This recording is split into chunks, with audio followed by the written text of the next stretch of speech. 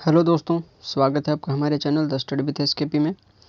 तो चलिए आज का क्वेश्चन हम लोग स्टार्ट करते हैं। और इससे पहले अगर मेरे चैनल को आपने सब्सक्राइब नहीं किया है तो कृपया करके इसको सब्सक्राइब कर दें, ताकि हम जो भी वीडियो आप अपलोड करें वो सबसे पहले आप तक पहुँचे और आप इसको देख पाएँ। तो देखिए, सबसे पहला जो क्वेश्चन है वह सबसे पहला क्वेश्चन कहता है धात्विक खनिज किन सेल समूह में पाया जाता है। सेल समूह ऐसा कौन है जिसमें धात्विक खनिज पाया जाता है? तो यह जो पाया जाता है वह होता है आग्नेय एवं कायांतरित चट्टान में। ठीक है, यह जो चट्टान होता है सेल होता है, सेल का मतलब पत्थर होता है, आप जानते हैं। तो इस चट्टान में पाया जाता है। इसके बारे में हम लोग अगर देख ले तो देखिए, प्राकृतिक रूप से प्राप्त होने वाला पदार्थ जिसका रासायनिक संगठन हो वह खनिज कहलाता है। ठीक है, संरचना के आधार पर खनिजों को मुख्यतः धात्विक और अधात्विक खनिजों में वर्गीकृत किया गया है, यानी बांटा गया है। धात्विक खनिज वो होता है जिसमें कच्चे ये खनिजों में होता है, धातु कच्चे रूप में होती है। धात्विक खनिज अग्नेय और कायांतरित सेल समूह का होता है, जिससे विशाल पठारों का निर्माण होता है। ठीक है, और इसी में जो है कायांतरित अग्नेय और कायांतरित चट्टान पाया जाता है। अब हम लोग देखते हैं दूसरा क्वेश्चन कहता है निम्नलिखित में से कौन सी मृदा गेहूं की कृषि के लिए उपयुक्त है। तो गेहूं की कृषि के लिए जो सबसे उपयुक्त मिट्टी है वह है दोमट मिट्टी। ठीक, इसका आंसर कौन हो जाएगा? तो ऑप्शन सी, दोमट मिट्टी। इसके बारे में अगर हम लोग पढ़े, देखिए गेहूं के वर्धन काल जो है, यानी बढ़ने का जो समय है वो मध्यम तापमान और वर्षा है। ठीक है, और जो इसका काटने का समय है, ठीक, वह समय ऐसा होना चाहिए जो कि तेज धूप होना चाहिए। ठीक, तो इसका अगर विकास देखा जाए तो सुअपवाहित दोमट मिट्टी में सबसे ज़्यादा होती है। ठीक, अगर हम इसमें बात करें अब आगे, तो देखिए भारत में जो गेहूँ है शीत ऋतु में उगाया जाता है। सबसे ज़्यादा जो गेहूँ उगाता है वह चीन उगाता है विश्व में, और भारत का जो इसमें स्थान है वह दूसरा स्थान पर है। ठीक, भारत का स्थान कैमा है?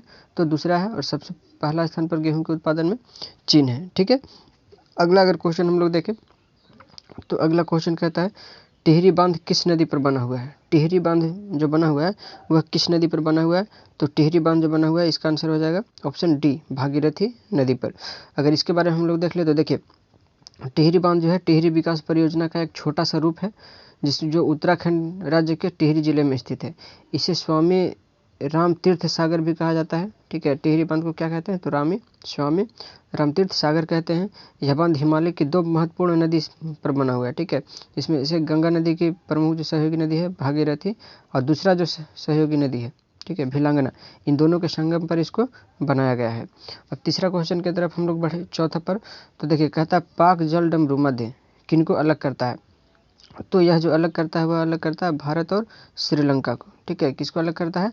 तो भारत और श्रीलंका को। देखिए पाक जल डमरू मध्य जो है, या पाक स्टेक इसको कहते हैं, भारत के तमिलनाडु राज्य और द्वीप राष्ट्र जो है श्रीलंका, इसका उत्तरी भाग में एक बीच में स्थित है, थोड़ा सा महत्वपूर्ण है। ठीक है, यह जल संधि है। यह बंगाल की खाड़ी को पूर्वोत्तर में पाक की खाड़ी और दक्षिण पश्चिम में मन्नार की खाड़ी को साथ में जोड़ता है।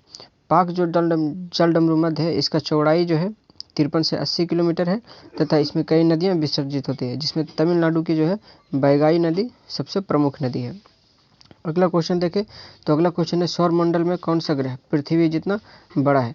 तो पृथ्वी जितना बड़ा जो ग्रह है वह है शुक्र ग्रह। इसका आंसर हो जाएगा ऑप्शन सी, शुक्र ग्रह। आपको पता है कि शुक्र ग्रहण को पृथ्वी का जुड़वा बहन कहते हैं, और इसका कारण यह है कि शुक्र ग्रह का जो आकार है और अनेक जो संरचनाएं हैं वह पृथ्वी के जैसी है। लगभग अगर इसका माना जाए तो जो इसका भार भी है वह पृथ्वी के समान ही माना जाता है।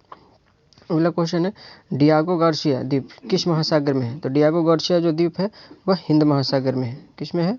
तो हिंद महासागर में है। ठीक है, इसका ऑप्शन हो जाएगा बी। देखिए डियागो गार्सिया के बारे में अगर जाने तो डियागो गार्सिया एक उष्णकटिबंधीय पदचिन्ह आकार का मूंगे प्रवाल भीति है, जो भूमध्य रेखा के दक्षिण में हिंद महासागर में 7 डिग्री 26 मिनट दक्षिण अक्षांश पर स्थित है। यह ब्रिटिश हिंद महासागरीय क्षेत्र का हिस्सा है। इसकी स्थिति 72 डिग्री 23 मिनट पूर्व देशांतर है। यह एटोल अफ्रीकी तट के लगभग 1800 समुद्री मील पूरब में और भारत के दक्षिणी सिरे से 1200 समुद्री मील दक्षिण में है। डियागो गार्सिया जिन प्रवाल भीतियों या एटोल जिसको कहते हैं द्वीपों की लंबी श्रृंखला के सुदूर दक्षिण छोर पर पड़ता है।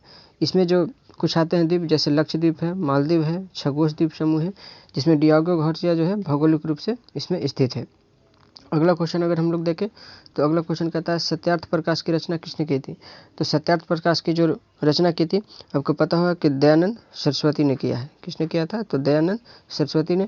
दयानंद सरस्वती के बारे में अगर हम लोग जानना चाहें तो दयानंद सरस्वती जो थे एक दार्शनिक थे और समाज सुधारक थे। आर्य समाज की इन्होंने स्थापना किया था। ठीक, इनके गुरु का जो नाम था वह इनके गुरु का नाम क्या था, तो बिरजानंद था। यानी इनके गुरु का नाम बिरजानंद स्वामी था। ये जो है यानी दयानंद सरस्वती वेदों के पुनः जो सुधारात्मक शिक्षाओं का लक्ष्य रखे थे और इन्होंने जो है सत्यार्थ प्रकाश नामक जो पुस्तक है उसकी रचना की। इस सत्यार्थ प्रकाश जो पुस्तक है इसका मतलब होता है सत्य का प्रकाश। ठीक है, और दयानंद सरस्वती जो है पुरुष और महिलाओं के लिए समान शिक्षा और समान अधिकारों को प्रोत्साहन दिए थे कि दोनों को समान अधिकार मिले। ठीक है, और दयानंद सरस्वती ही थे जो जाति व्यवस्था, अंधविश्वास और पशु बलि का इन्होंने निंदा किया। और इन्हीं का जो समाज है यानी इन्हीं का जो क्या किया आर्य समाज, इन्हीं के तहत जो आपको पता होगा तो DAV स्कूल जो चलता है इन्हीं के से चलता है। ठीक है, अगला अगर क्वेश्चन देखें तो अगला क्वेश्चन क्या है तो चलिए अगला क्वेश्चन है मीराबाई निम्नलिखित में से किनके शिष्या थी। तो मीराबाई जो है वो गुरु रविदास की शिष्या थी यानी गुरु रविदास की चेली थी। चलिए तो गुरु रविदास के बारे में जानते थे। गुरु रविदास जो भक्ति आंदोलन के एक प्रमुख संत थे, दार्शनिक थे, कवि थे, समाज थे और ये धर्म सुधारक थे। ठीक, जो जाति प्रथा के उन्मूलन हेतु तो किए गए प्रयासों के लिए जाने जाते हैं। ठीक है, उनका जन्म जो है वाराणसी में हुआ था लगभग 1377 में।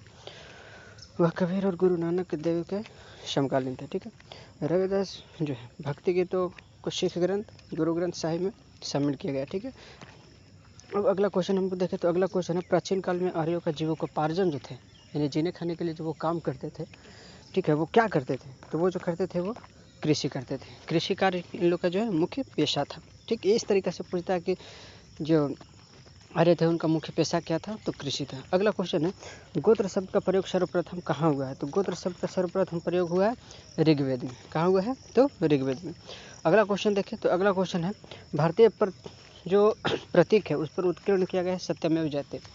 तो यह सत्यमेव जयते कहाँ से लिया गया है, तो यह लिया गया है मुंडकोपनिषद से लिया गया है। मुंडकोपनिषद से। मुंडकोपनिषद के बारे में अगर थोड़ा सा हम लोग देख ले तो देखिए सत्यमेव जयते भारत का राष्ट्रीय आदर्श वाक्य है जिसका अर्थ है सत्य की सदा विजय होती है। यह भारत के राष्ट्रीय प्रतीक के नीचे देवनागरी लिपि में अंकित है। संपूर्ण भारत का आदर्श वाक्य सत्यमेव जयते हैं। ठीक है, उत्तर भारतीय राज्य जिसको कहते हैं उत्तर प्रदेश वाराणसी के निकट जो है सारनाथ में 250 ईसा पूर्व मौर्य काल के जो सम्राट था अशोक उसके द्वारा बनाया गया था।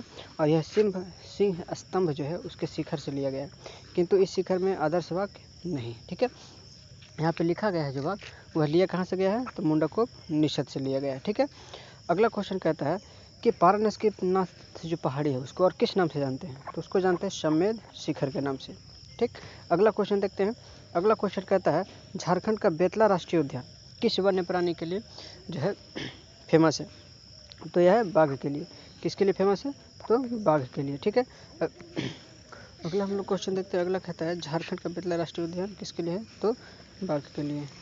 अगला है लावालौंग अभ्यारण्य झारखंड के किस जिले में स्थित है, तो लावालौंग अभ्यारण्य जो है झारखंड के चतरा जिला में स्थित है। ठीक है, अगला क्वेश्चन हम लोग देखते हैं। अगला क्वेश्चन कहता है पारनाथ पहाड़ी को जो है वह किस जिला में स्थित है, तो पारनाथ पहाड़ी जो है वह झारखंड के गिरिडीह जिला में स्थित है।